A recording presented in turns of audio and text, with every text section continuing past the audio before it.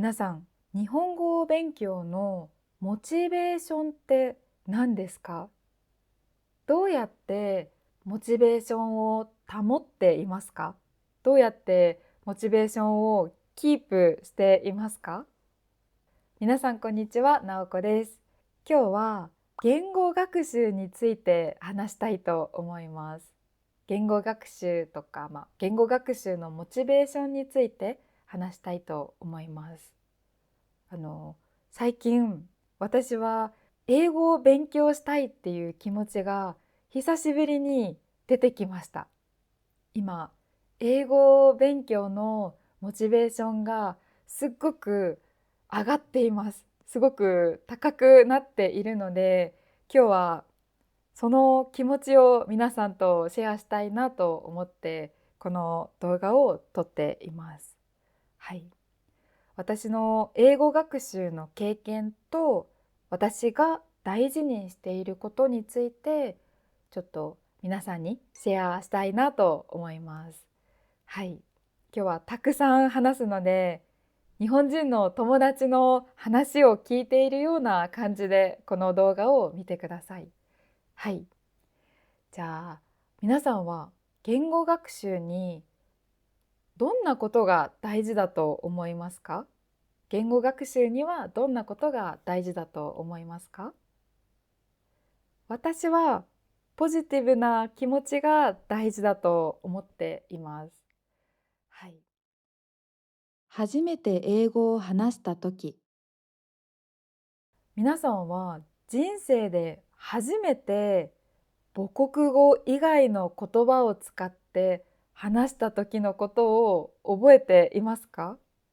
いつ初めて母国語以外の言葉を使って話しましたか？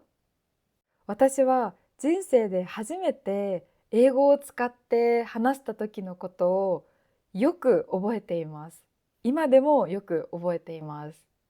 あの小学生5年生か6年生くらいの時のことなんですけど、学校の授業かなんかイベントみたいなのがあったんですね。英語のイベント授業かな。はい。小学生5人くらいと日本人の先生1人と、あと ELT の先生、外国人の ELT の先生1人がグループになって、あの ELT の先生に英語で質問をしようっていうなんか英語のイベントがありました。その時私はまだハローとかサンキューくらいしか知らなかったと思います。だから前もって英語が話せる私のおばに質問をしました。どうやってこの日本語を英語にするの？どうやってこれは英語で言うの？って前もって質問して紙に書いておきました。そしてその英語のイベントの日、小学生一人一人順番に英語で先生に質問をします。ELT の先生に質問をします。英語で。私が待っている時はもうすっごく緊張したのを覚えています。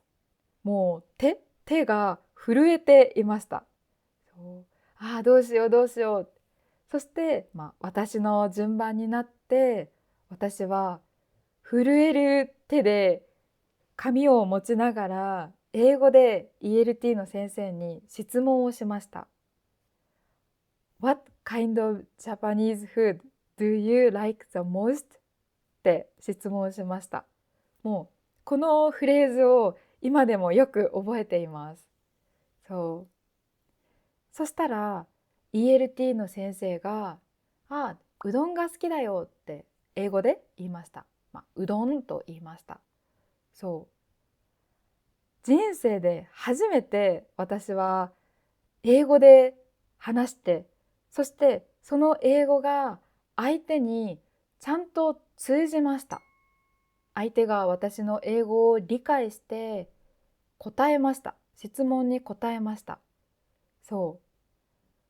初めて本当に人生で初めて日本語以外の言語を使って話しました。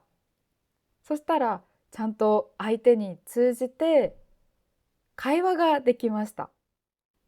正直その時本当に英語が話せなかったので、その質問だけだったんですけど、私が好きな日本の食べ物何って聞いて、相手がうどんが好きだよって答えました。もう私は自分の言いたいことを相手に伝えられたっていう、もう嬉しさで胸がいっぱいになりました。もう本当に、ああ、伝わった、私の英語が伝わったってすごく嬉しくなりました。あのちょっと難しい言葉なんですけど、高揚感がありました。高揚感。高揚感に包まれました。もうすごく興奮してドキドキしていて、頭の中でドーパミンとかセロトニンがドバドバ出ている感じ。そう、高揚感に包まれました。もう本当に嬉しかったのを今でもよく覚えています。はい。皆さんは初めて自分の母国語以外の言葉を使って誰かと会話した時のことを覚えていますか？どんな気持ちでしたか？その後、中学校、高校って英語を勉強していました。でもそれは学校の授業で英語があったので、英語を勉強しなければいけなかったので勉強していました。ただ勉強していました。でも私はずっと海外に憧れがありました。海外に行ってみたいなとか、海外の友達が欲しいな、海外の人と話したいなってずっと思っていたので、アイルランドに留学をしたりもしました。もうすごくいい経験だったんですけど、留学から帰ってきてからは英語を勉強していませんでした。いつも相手が言っていることは大体わかるけど、自分が思っていることをちゃんと伝えることはできないっていう状態がずっと続いていました。まあ初心者じゃないけど、でも上級者じゃないっていう状態がずっと続いていました。別に私ももっと英語を勉強しようっていう気持ちが出てこなかったんですよ。そう、これでいいかと思っていました。でも最近急に英語のやる気が出てきたんですよ。やっぱり英語がペラペラに話せるようになりたいって思うようになりました。それは最近いろんなことがあったからなんです。ちょっと最近の話をしたいと思います。最近の話1、ドイツ人に会った。実は最近ちょっと前に沖縄の観光地でドイツ人の観光客と少し英語を使って話したんですよ。そう、ある日本語を英語に翻訳してその人にちょっと教えてあげたんですね。最初は私の英語がちゃんと通じるか不安だったんですけど、英語が通じただけじゃなくて私の英語を褒めてくれたんですよ。そう、それがすごく嬉しくて、その人とちょっと普通の会話をしました。旅行で来てるのとか、いろいろ軽く話をしました。英語で。そう。それがとにかくすごく嬉しかったんですよ。その人は日本語を話さないし、私もドイツ語が話せないんですけど、お互い英語を知っているおかげでコミュニケーションを取ることができました。そう。もし私が英語を話せなかったら、その人ときっと何も話せなかったんですよ。でも私が英語を少し話せたおかげで、その人とコミュニケーションが取れた。もうすごく嬉しかったんです。ただ嬉しかったです。最近の話2、単語帳を見つけた。あと、最近、実家の部屋を片付けていました。昔の私のものをいろいろ片付けていました。捨てたり、いろいろ片付けていたんですけど、その時、私が昔使っていた英語の本を見つけました。英語の単語帳を見つけました。その英語の単語帳を開いて見てみたんですね。単語帳だからいろいろな英語の単語がバーって書かれています。英語の単語が書かれている本です。単語帳。久しぶりにその単語帳を見たら、書かれている単語全部簡単だったんです。そう。あ、これも知ってる。お、イージーイージーって、そう、もう本当に簡単な単語ばかりだったんです。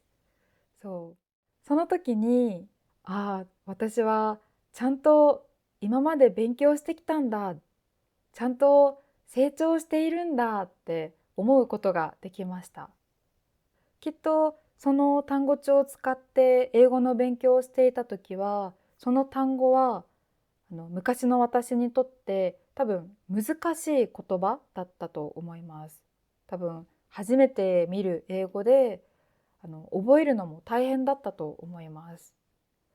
でも今久しぶりにその単語帳を見ると全部簡単なんです。もう本当にすごく簡単な単語なんです。そう。でも昔は初めての単語だったんです。だから、ああ、私は成長しているんだって本当に実感しました。ちょっと自信になりました。はい。最近の話3、カナダ人の友達と話した。そしてもう一つ、これも嬉しかった話なんですけど、最近カナダ人の友達と英語を使って話す機会があったんですね。そう。その人とはいつも日本語を使って話していたので、英語を使って話すのは初めてでした。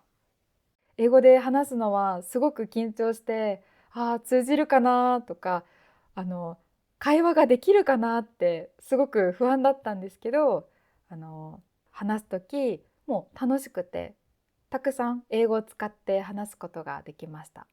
そして友達が英語で話していることもだいたい分かって、あのすごく楽しかったんです。はい。普通に楽しく会話をすることができて、ああ、楽しいなと思いました。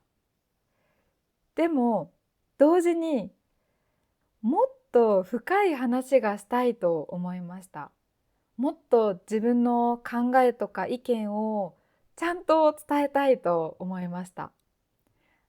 簡単な話だけじゃなくて、もっと深い話、もっと自分の意見とか考えをもっともっと全部伝えたいと思いました。はい。あの今まで英語がペラペラになるのは私には無理だって勝手に思っていました。第二言語としてセカンドラングイッジとして英語がペラペラに話せる人って本当にたくさんいますよね。そういう人を見ると、ああ、すごいな、いいな、かっこいいなって思うんですけど、私には無理だってずっと勝手に思っていました。彼らはすごい、本当にすごい。でも、まあ私には無理だと思っていました。はい。誰にも何も言われていないのに、理由もなく勝手に自分には無理だと思っていました。自分で勝手に限界を決めていました。私の英語勉強の限界を決めていました。だけど最近ふと未来のことを考えてみたんです。まだまだ人生は長いし、もし今からまた英語を勉強すれば1年後、2年後、そして10年後はもっと深い話が英語を使ってできるようになっているかもしれないと思ったんですよ。そう。留学して以来、今までちゃんと勉強してこなかったんですけど、もう一度勉強をしたいなって最近思うようになりました。それは最近さっき言ったように英語を話す機会がたくさんあって、すごく嬉しかったからなんですよ。そう。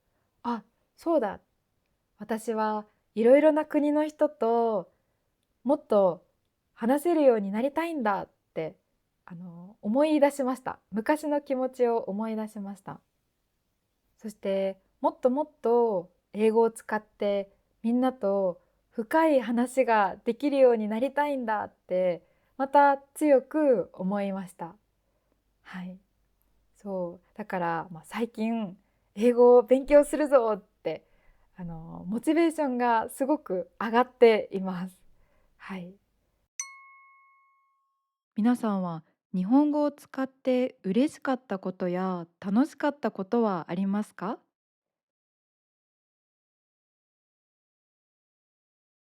次は私が言語学習をするときに大事にしていることについて話したいと思います。ちょっとシェアしたいと思います。じゃあ今日はここで終わりです。最後まで見てくれて本当にありがとうございました。